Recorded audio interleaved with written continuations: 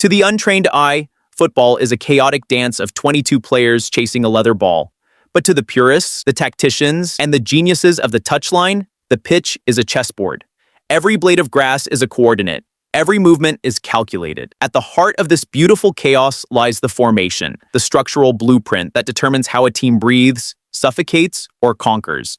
A formation isn't just a set of static numbers on your TV screen. It is a living, morphing ecosystem designed to manipulate time and space. From the nostalgic symmetry of the old-school banks of four to the modern insanity of positionless fluid systems, formations have defined the rise and fall of footballing empires. Today, we break down the ultimate tactical evolution. This is every major football formation explained through the eyes of the masterminds who engineered them. We begin with the absolute bedrock of modern tactical history, the flat 4-4-2.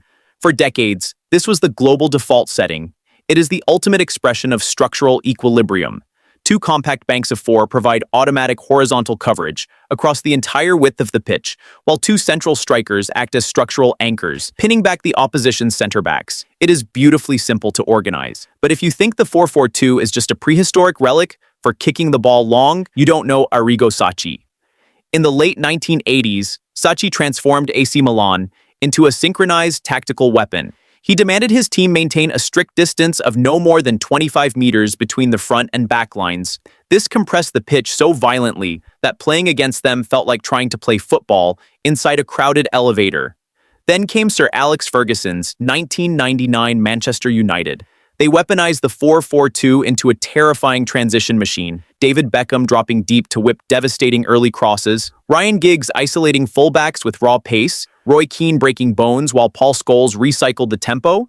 The fatal flaw? Pure mathematics. By fielding only two central midfielders side by side, the flat 4-4-2 is permanently vulnerable to being outnumbered by a three-man midfield triangle. A simple 3 versus 2 central overload, and the rigid lines of the 4-4-2 get utterly bypassed. Enter the formation that shattered the linear constraints of the 4-4-2, the 4-3-3. If you want to know why this shape has dominated the 21st century, it boils down to one word: triangles. By placing a lone holding number 6 behind two advanced number 8s, the 4-3-3 automatically creates a continuous web-like network of passing triangles. No matter who has the ball, they naturally have at least two immediate diagonal passing options. It is the ultimate rondo matrix. Johan Cruyff laid the genetic code at Ajax, but Pep Guardiola elevated it to a historical masterpiece at Barcelona. Between 2008 and 2012, Guardiola introduced the false 9, deploying Lionel Messi up front, only for Messi to drop deep into midfield. This turned the central triangle into a four-man diamond, leaving opposition center backs stranded with absolutely no one to mark, while Xavi and Iniesta dictated the game like orchestral conductors. On the flip side, Jurgen Klopp took the same 4-3-3 canvas at Liverpool and painted a heavy metal blitz. Klopp didn't want hypnotic passing, he wanted gegenpressing. He turned wide wingers Mohamed Salah and Sadio Mane into inside forwards charging vertically into the box, while Roberto Firmino acted as a defensive press trigger. The 4-3-3 is a chameleonic king. It can either starve you of the ball or press you straight into the mud. As the 4-3-3 grew dominant, managers needed a structural security blanket. They found it in the 4-2-3-1. This formation constructs an absolute fortress in the center of the pitch by deploying a double pivot, two dedicated defensive midfielders sitting side by side in front of the back four. This locks down Zone 14, the critical creative space right outside the penalty box. Look at Vicente del Bosque's Spain during their 2010 World Cup triumph. With Sergio Busquets and Xabi Alonso acting as a bulletproof double shield, advanced creators like Iniesta, Xavi, and David Silva were granted absolute creative freedom ahead of them, strangling tournament knockout brackets through endless territorial control. But if you want to see the 4-2-3-1 executed as a weapon of pure counterattacking destruction, look at Jose Mourinho's Inter Milan treble winners. Mourinho's double pivot of Cambiaso and Thiago Motta would bait opponents into overcommitting. The millisecond a turnover was forced, the trap snapped shut. The ball was instantly funneled to the central number 10, Wesley Sneijder, who acted as a high IQ transition quarterback, launching vertical missiles to Samuel Eto'o or Diego Milito to finish the attack in under 6 seconds flat.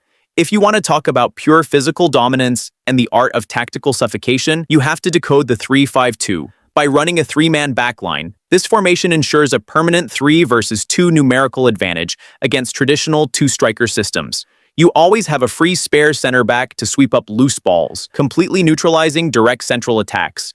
The modern engineer of this shape is Antonio Conte. At Juventus and Inter Milan, Conte turned the 3-5-2 into a highly automated, relentless machine. Out of possession, it smoothly transitions into a low-block 5-3-2. The wingbacks drop deep, aligning with the three center backs to form an immovable five-man wall.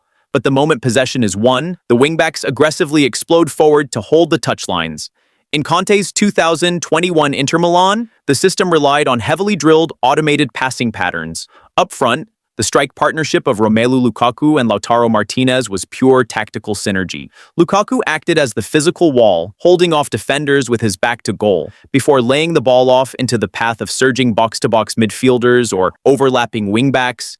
It overloads the central axis, squeezing opponents to death.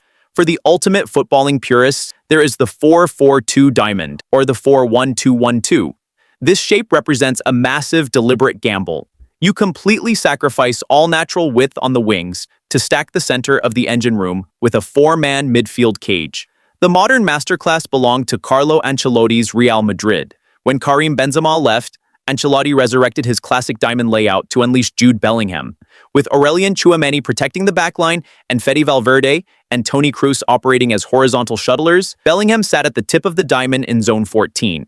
He used the chaos caused by splitting forwards, Vinicius Jr. and Rodrigo, to make late, devastating vertical runs straight into the box. Ancelotti used a highly specialized variation of this called the 4-3-2-1, the Christmas tree, to dominate Europe with AC Milan in 2003 and 2007.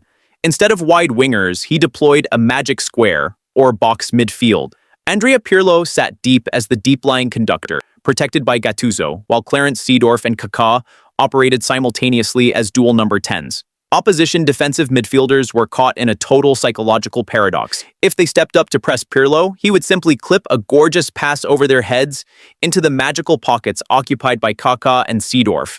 Finally, we reach the absolute summit of modern tactical sophistication, the complete destruction of fixed positions. Welcome to the fluid positional system, transforming in possession into the 3-2-4-1 or the classic 2-3-5.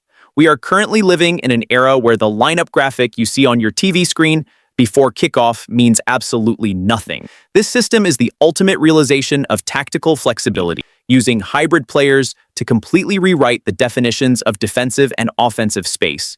The undisputed masterpiece of this evolution was Pep Guardiola's treble-winning Manchester City.